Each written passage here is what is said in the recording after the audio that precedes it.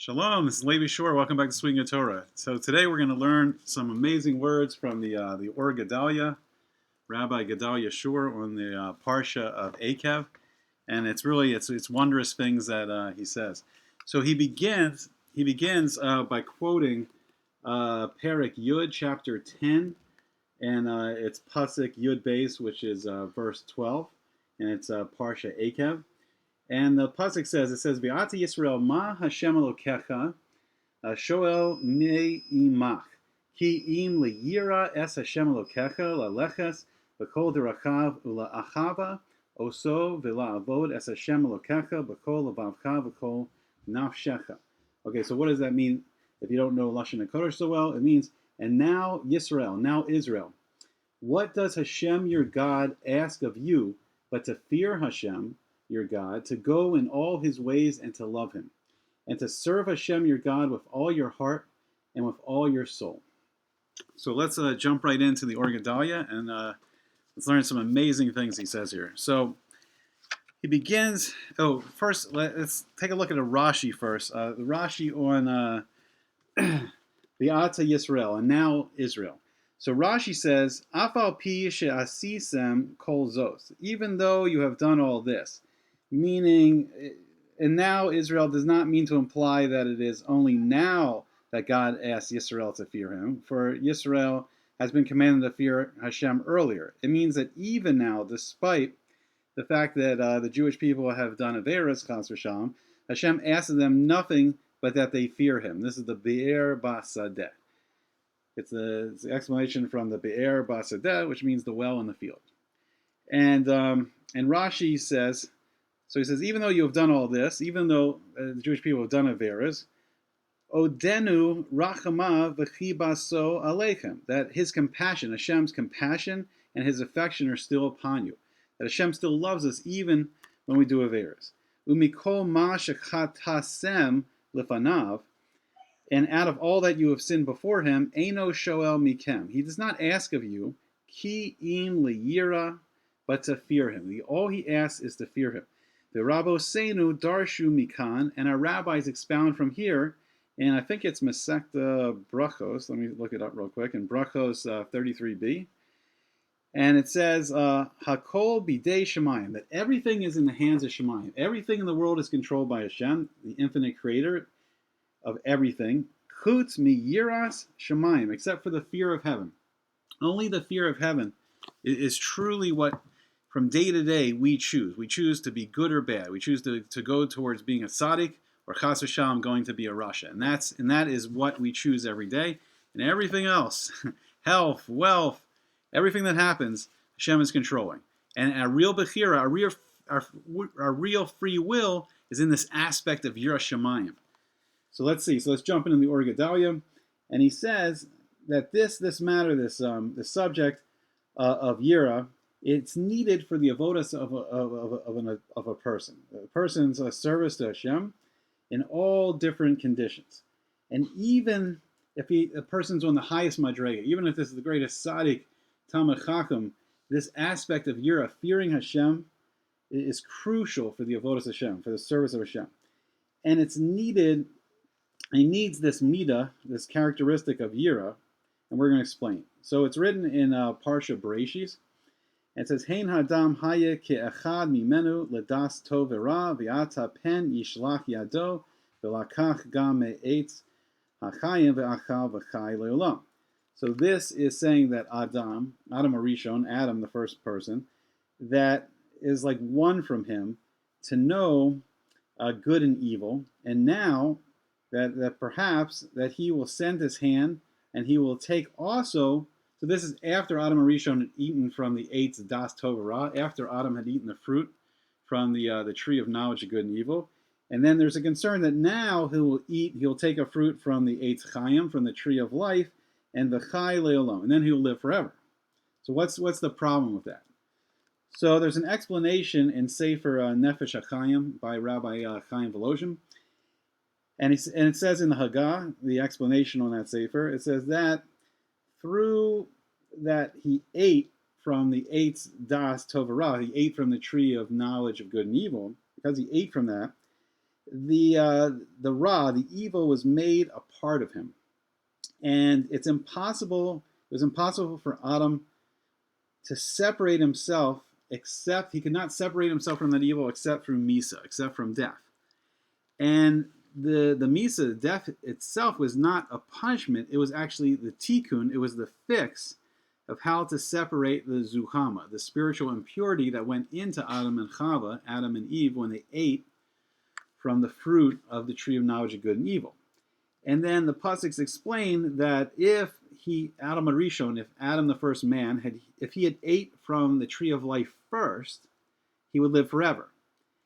And then there would no longer be a tikkun for the Ra if it was part of him forever. If he first ate from the tree of life and lived forever, and then Chas v'Shalom ate from the tree of knowledge of good and evil, then the Ra, the evil, will be part of him, and consequently part of all of us, because we are all descended from Adam and Chava. So the evil we would never be able to separate ourselves from the Ra, from the evil. So then, what Hashem did is Hashem drove Adam and Chava out of Gan Eden, out of the Garden of Eden, until they could come to that tikkun, that fix, through passing over. Through, it says here, ma'avar hamisa, through passing over death into, when he would die, when he'd be nifter. And this was better than all the things, all the holy things. So still, there's a question, there's a kasha here. Why didn't Adam Arishon just simply eat from the Eitz Chaim, from the tree of life first, and then he could eat from the Eitz Das, the tree of knowledge? So we see that there's this wondrous answer that's given in Sefer Lev Eliyahu. And what his answer is, that Adam Rishon, that he made a cheshbon, he made an accounting, he made a consideration of all this, that he wouldn't eat from the Eitz Chaim, that he wouldn't eat from the tree of life, because he was afraid that he might stumble in an avera, and then he would eat from the tree of knowledge. And like we said, then he could never remove the Ra from inside him. So he knew that the Nachash, that the Yetzer Hara, the serpent, that it wanted to cause him to stumble. And what it wanted to cause him to stumble is, so he was able to be careful because of this, because he knew that the Nachash wanted him to bring the Ra into himself. So he considered this advice. So it says in Masechta Brachos, it says that if a person is not a person should be careful. The imlav yaskir lo yom hamisa, that if it is not, that he will be careful in the day of his death. So what does that mean? So it says that the Kadosh Baruch Hu, he said, because Hashem warned Adam and Chava, that says, on the day that you eat from the tree of knowledge, it says, mos tumas, die, you will die. So it said that they knew that if they ate from the tree of knowledge, they would die. So that if he ate from the tree of life first, and he would live forever, then there was no longer any help for him, and he was worried that he would stumble in the Isser, in the prohibition of eating from the tree of knowledge. And this is wondrous things. This is wondrous things the Ohr Gedaliah is saying, because that we don't really have a great understanding of the godless, of the greatness of Adam Arishon. This is Adam Arishon was created directly by Hashem. He wasn't born of a man and woman like everyone else that was descended from him. And the level of Adam Arishon before the Chet, before the Avera, the sin of eating from the tree of knowledge, and even the Malachei Asharis, even the Malachim, the angels, that they erred, and they requested of him like Kadosh, like they thought he had so many godlike qualities. Not that he was an infinite being, but he resembled Hashem in certain qualities to a great extent. And nevertheless, that he needed the fear, he needed the yira of the punishment. So if he ate from the Eitz Chaim, if he ate from the tree of life and would live forever, then he would have no fear of dying. But it was the onish, it was the fear of the punishment, that if he ate from the tree of knowledge. That's what he wanted to be there. He wanted that fear of punishment so he wouldn't eat in case he stumbled. And we see that on Mechama they did stumble. So there's to consider a fundamental here, a yesod here, that at the time of Matan Torah, so the time the Jewish people received the Torah at Har Sinai, it says that the Kadosh Baruch Hu, that he turned over the mountain like a vat. And I think it's actually like a vat of grapes, like a big bowl. So the mountain, I think, actually went on top of the Jewish people when we were underneath Har Sinai, according to this midrash. And Hashem said, if you receive the Torah, mutav, great. But if not, then this will be your burial place. You will be buried under this mountain. So, pretty strange. So the Rishonim had a kasha. This is crazy. So Tosfos, he brings in the name of the midrash Tanchuma, he said, didn't Bnei Yisrael already say Nasa v'nishma? Before we receive the Torah, didn't we always say, we will do, and we will listen, and we trust in Hashem. We saw that you love us. We saw what you did for us. We saw the 10 plagues you brought onto the Mitzrayim. You saw the 10 plagues you brought in Egypt to save us. We saw you bring us out.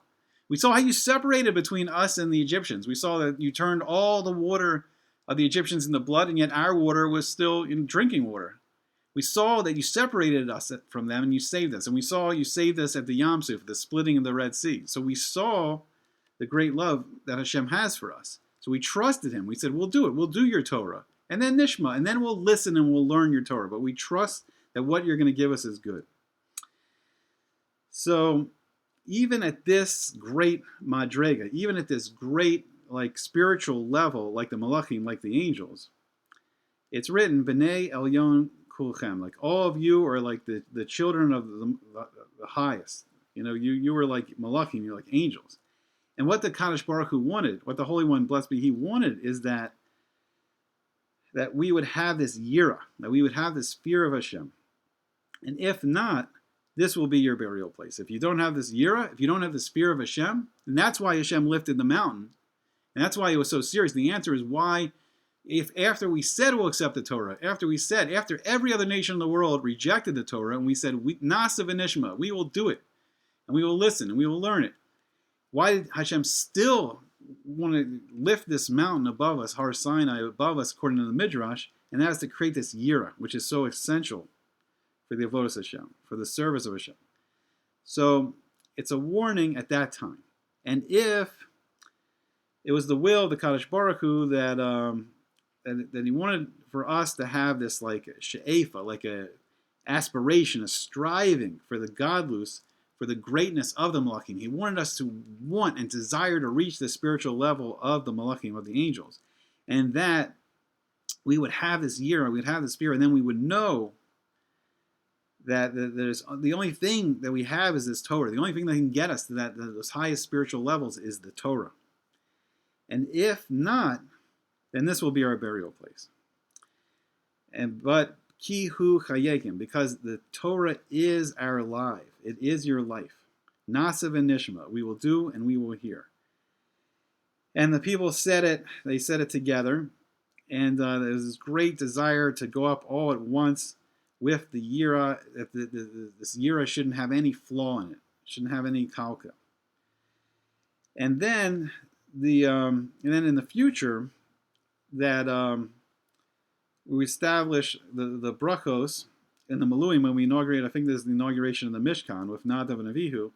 Behis halachti b'sosechem. And Hashem says, when you build the Mishkan, and later when you build the Beis HaMikdash, then I will bring my Shekhinah into the midst of you. I will actually, Hashem saying, you will reach this level of holiness, and I will actually live in the midst of you. And we could see, when we had the Mishkan, when we had the Beis HaMikdash, and in the Holy of the Holies, the Aron HaKodesh, the Ark of the Covenant, surrounding that would be the pillar of cloud during the day and the pillar of fire. And we would see that the Shekinah was with us. We would see that Hashem lived in our midst. And then it says in Vayikra, Rashi explains, V'atayo imchem began Eden ke'achad mikem v'lo tiyu sorry, butchering this word, mizadazim mimeni. I think it's saying, like, I will walk with you in Gan Eden, like Hashem saying to the Siddiqim, I will walk with you in the Garden of Eden, like one. I will be like one from you. Like you will all be exactly the same distance from me. And I think it's like the Tzaddikim are standing in a circle and the Shekinah of Hashem is in the center and everyone is equal distance from Hashem. And we see that everyone's avodas Hashem in the different ways that everyone learns the Torah and follows the Torah. The great Tzaddikim that fulfill the Torah to its fullest, they all have the same distance from the Shekinah in the Garden of Eden and Gan Eden. And that, this Midah, this characteristic of Yira, will not be nullified. Even in Gan Eden, even when the Tzaddikim are basking in the glow of the Shekinah, they will still have this, there will still be this fear of this infinitely powerful being. There's still going to be this Yira. Even at our closest point with Hashem, there's still going to need to be this Yira. And there needs to be, even at the time that we're closest, it's great closeness. Because Hashem is a Melech Gadol v'Norah. He is a great and powerful and awesome king. And it's possible to say that because the Kadosh Baruch Hu, because we're so close, from this, we're so close to Shekinah, I think he's saying here, that will come this Yira, that it's like we explained that this is the Iker, this is the most important part of the Yira, the fear that was in the Beis HaMikdash. So even as the Beis HaMikdash stood and the Shekinah was living in our midst, there was this fear of this awesomely powerful infinite being that was living in the midst of us. But I think it's also interesting that we have to go back to Pasuk that it's like this Yira is mixed with ahava, mixed with love. It's the first step is like we have to have this Yira of Hashem.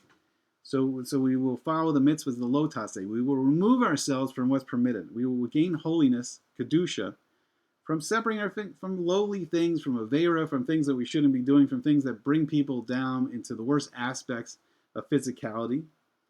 And we first need that Yira to separate us, and then we can go into the mitzvahs, the asi, the mitzvahs we do, and that brings on the ahava, the love of Hashem. So let's see how he finishes here. So he says that from the side of this revelation of Hashem and the Beis HaMikdash and the temple, that this Yira fell upon, Adam, and then it says in the Haggadah, it says B'mora Gadol Ze Giloi Shekinah, that in this great fear, it was revealed the Shekinah, and this is also, it says, it's related to the aspect of like when Hashem says, "I will walk with you in Gan Eden." I walk with you in Garden Eden.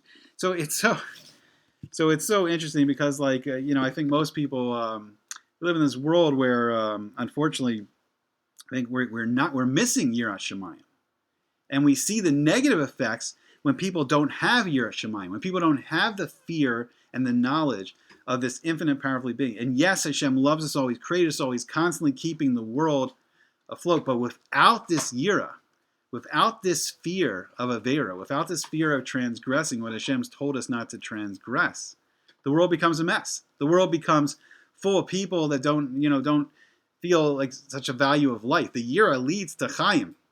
The Yira leads to the Eitz Chaim. It leads us to the tree of life. It's the key. It's the key of leading us to the tree of life, because without it, we see people senselessly killing each other for no reason. We see mass shootings, war, and it leads to Avera, which causes massive, sickness and just this separation from this infinite being that loves us.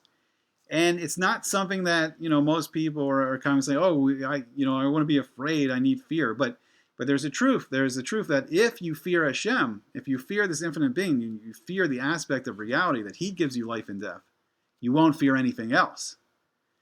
But the people that don't fear Hashem, the people that deny Hashem's existence, they fear everything.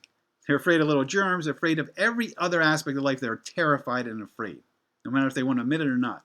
But the Yiras Hashem actually leads us to have no fear of anything else. And the only thing we need to fear, as FDR said, is not fear itself. The only thing we need to fear is Avera. And this Yira, Bezrat Hashem, can lead us.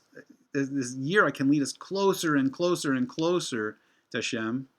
And Bezrat Hashem, we'll see the coming of Mashiach, and we'll see the rebuilding of the Beis HaMikdash, and we'll feel the closeness and the love of the Shekinah and the Yira. It was our first step of leading us there. Okay, I hope you enjoyed it. Hope to see you back again on Sweet and Good Torah.